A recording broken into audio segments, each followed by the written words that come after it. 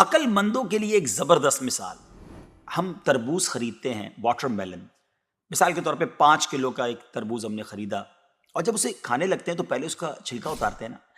5 کلو میں سے کم از کم 1 کلو کا تو چھلکا نکل جاتا ہوگا، یعنی آلموسٹ 20%، 20% تو کم ہو جاتا ہے. مگر کیا کبھی ہمیں افسوس ہوتا ہے اس کا؟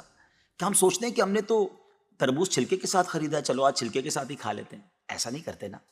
اسی طرح مالٹے کا بھی حال ہے کہ ہم خوشی خوشی سے اس کا چھلکا اتار دیتے ہیں، حالانکہ ہم نے چھلکے سمیت خریدا ہوتا ہے، مگر اس چھلکے کو پھینکتے ہوئے ہمیں کوئی تکلیف نہیں ہوتی.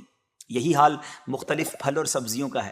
اچھا، ہم چکن بھی تو خریدتے ہیں، زندہ ثابت، اسی کو تولتے ہیں، تلواتے ہیں، پیسے دیتے ہیں، مگر جب کھانے کی باری آتی ہے، پکانے کی باری آتی ہے، تو اس کے بال، اس کی خال، اس کی آلائشیں نکل جاتی ہیں، تو ویٹ تو کم ہو جاتا ہے. مگر کبھی اس پر دکھ ہوتا ہے؟ نہیں نا. تو پھر 40,000 میں سے 1,000 دینے پر، 1,00,000 میں سے صرف 2,500 دینے پر ہمیں کیوں بہت تکلیف ہوتی ہے؟ حالانکہ یہ صرف 2.5% تو بنتا ہے، یعنی 100 روپے میں سے صرف 2.5 روپے. یہ تربوز، کیلے، آم اور مالٹے کے چھلکے اور گٹلی سے تو بہت کم ہے نا. اسی تو زکوٰۃ فرمایا گیا. ہاں، ایک اور بات، سال میں ایک ہی بار دینا ہوتا ہے. مالٹے کا، تربوز کا تو ہر بار چھلکا اتارنا ہوتا ہے نا. یہ 100 روپے میں سے 2.5 روپے یا 1,00,000 میں سے 2,500 روپے سال میں ایک ہی بار دینا ہوتا ہے، اور اسی کو زکوٰۃ کہا گیا. کیا برکت والا کام ہے یہ. مال بھی پاک، ایمان بھی پاک، دل اور جسم بھی پاک، اور معاشرہ بھی خوشحال. اتنی معمولی رقم، یعنی 40 روپے میں سے صرف 1 روپے، اور فائدے کتنے زیادہ، اجر کتنا زیادہ، برکت کتنی زیادہ. تو اب اپنی زکوٰۃ ہم نے پوری دینی ہے.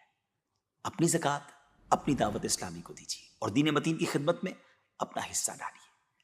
اگر آپ اپنے مال کو سیکیور کرنا چاہتے ہیں نا، آئیے ایک اور حدیث سن لیجیے. نبی پاک علیہ الصلوۃ والسلام فرماتے ہیں، خشکی اور تری میں جو مال بھی ہلاک ہوتا ہے وہ زکوٰۃ نہ دینے کی وجہ سے ہوتا ہے. زکوٰۃ روک لینے والا قیامت کے دن جہنم میں ہوگا.